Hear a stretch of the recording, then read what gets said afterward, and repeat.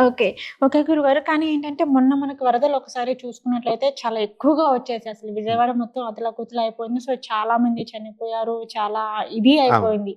కానీ కృష్ణ అమ్మవారు ఏంటంటే ఎక్కడ ముక్కు పుడకను అందుకుంటారో అని చెప్పేసని కనకదుర్గమ్మ అమ్మవారి ముక్కు పుడకను తొలగించారు అని చెప్పేసని మనకి ఇట్లా న్యూస్‌లో వైరల్ అయింది. మరి నిజంగా ఆ అమ్మవారి ముక్కు పుడకను తొలగించడం వల్లనే కృష్ణమ్మ తల్లి అంత విపరీతంగా స్ప్రెడ్ అయిందంటారా వాటర్ మొత్తం? డెఫినిట్‌గా. ఎందుకనంటే పండితులు ఏది చేసినా అదంతా కాన్ఫిడెన్షియల్ మ్యాటర్స్ అవి. ఓకే. దేవస్థానానికి సంబంధించి.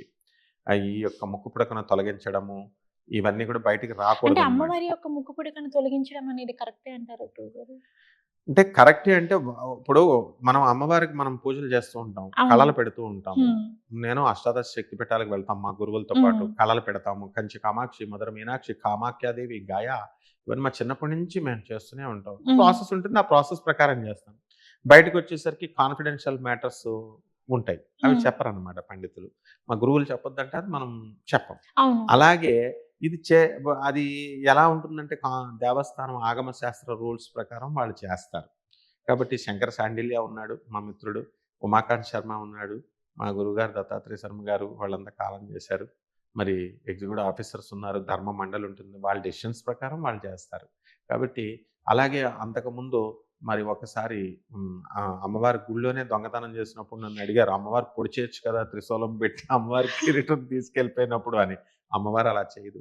ఎందుకంటే దొంగోడు ఏమని దండం పెట్టుకుంటాడు, అమ్మాయి ఈరోజు నేను పట్టుపడకుండా చూడాలా, ఒకళ్ళ ఇంట్లో అవునవును. దొంగతనం అని తను గూడా వీడడుగుతాడు. అమ్మవారినే ఆరాధిస్తది. ఆరాధిస్తాడు. అవును. అదే యజమాని అమ్మ నా ఇంట్లో దొంగతనం జరగకుండా చూడంట అని వాడంటాడు. అమ్మవారు వీడికో ఛాన్స్ ఇస్తుంది, వాడికో ఛాన్స్ ఇస్తుంది.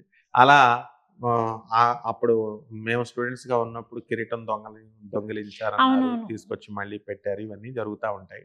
సో, ఇది అవాస్తవమైన విషయం నాకు తెలిసి. ముక్కు ఓకే. పుడక నేను తొలగించలేదు ఓకే. దేవస్థానం. అది మామూలు జనం అలా చెప్పుకుంటారు. హ్మ్. ఎందుకనంటే ఇప్పుడు రమణ దీక్షితులు గారు తిరుమల తిరుపతి దేవస్థానంలో హ్మ్. ఆయన ఆస్థాన పండితులాయన. ఓకే. తిరుపతిలో మనము వెంకటేశ్వర స్వామి వెంట్రుకలుంటాయి. జుట్టు చెమట పడుతుంది అనంటే, అలా భావన.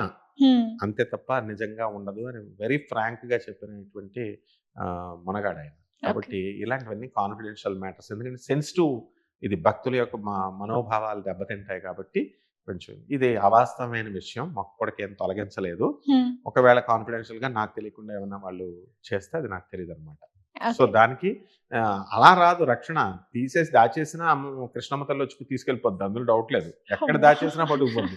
ఇక్కడ మన దుర్గమ్మ దగ్గరున్న ముక్కు పుడక తీసుకెళ్ళి తిరుపతి కొండ మీద దాచామనుకో, అక్కడ కూడా కొట్టుకుపోద్ది. అంత ఎత్తొచ్చేస్తది. కృష్ణమ్మ ఏం వదలదు.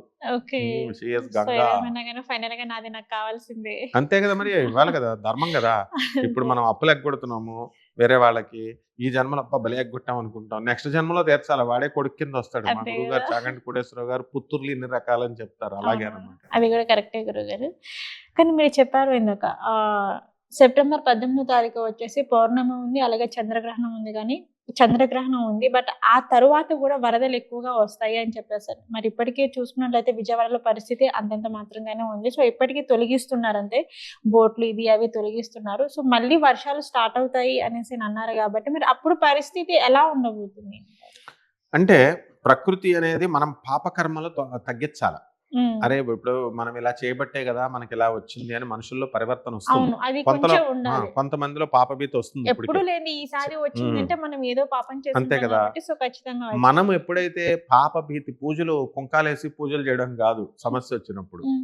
మనం పాపాలు, కర్మలు ఇవన్నీ మంచి కర్మలు చేస్తూ పాప కర్మలు చేయకుండా తగ్గించుకున్నట్లయితే డెఫినిట్‌గా ఆ ఇంటెన్సిటీ అనేది తగ్గుద్దనమాట. కానీ ఓకే. వర్షాలు రావడం తథ్యం. ఎందుకనంటే ఆల్‌ద ఇప్పుడు వాతావరణ శాఖ కానీ, వీళ్ళందరూ గూడా ఫోర్‌కాస్ట్ చేస్తున్నారు. హ్మ్. వీళ్ళు ప్రజలు వెటకారంగా వాళ్ళు చేసినయి ఎప్పటికొస్తాయండి, వర్షాలొస్తాయన్న రోజున రావు, రావన్న రోజున వస్తాయంటారు. అవును. అంటే అది డెస్టినీ అనమాట. ఖచ్చితంగా ఈ సంవత్సరంలో మనకి ఒ ఇంతే గాదు ఈ సంవత్సరంతో కంపేర్ చేసుకుంటే నెక్స్ట్ ఇయర్ అండ్ రానున్న కాలాలలో మన పాపం పెరిగిపోతోంది కాబట్టి మనిషిలో పరివర్తన రానంత కాలం ఈ ఉత్పాతాలు, ఈ యొక్క పతనాలు ఇలాంటి విపత్కర పరిస్థితులు వస్తూనే ఉంటాయి. ఓకే. వరదలేంటి భూకంపాలు గూడా వస్తాయి మర్చిపోయాను. ఇప్పుడు త్వరలో భూకంపం ఉంది మనకి. ఓకే. భూకంపం ఎప్పుడుంది ఉంది. గురువుగారు? వస్తుంది. హైదరాబాద్ మాదాపూర్‌కొస్తుంది. వేరే ఊర్లు కూడా అంటే ట్రెమర్స్ అది ఇంటెన్సిటీ. ఓకే. నేను ఓకే. స్టూడెంట్ గా ఉన్నప్పుడు లాతూర్ ఉస్మానాబాద్ లో ట్రెమర్స్ కి ఉంటే మా గురువు గారు ఆనంద మార్గ స్వామీజీ ఆచార్య సవితానంద అవధూత అని హీ ఈజ్ ఎ డాక్టర్. ఆయన వెనకాల వెళ్తుంటే నేను చూసావా ట్రెమర్ వస్తుంది అన్నాడు. మనం వెళ్తున్నాంగా స్కూటర్ మీద ఎక్కడ వస్తుంది అన్నాను. అప్పుడు షేక్ వస్తుంది అనమాట. అంటే మాదాపూర్లో ఎన్నో సార్లు వచ్చింది. జూబ్లీ హిల్స్ మాదాపూర్కే ఎప్పుడు ప్రమాదం వాళ్ళ ప్రాంతం కాబట్టి. డెఫినెట్గా ఈ గ్రహాల యొక్క ప్రభావం, గ్రహణం యొక్క ప్రభావం వల్ల ఇవన్నీ కూడా వస్తాయి అనమాట. ఓకే. ఓకే. ఓకే గురుగారు. మేము అడిగిన వాటన్నిటికైతే మాకు చాలా చక్కగా సమాధానం ఇచ్చారు. ధన్యవాదాలు. ధన్యవాదాలమ్మా.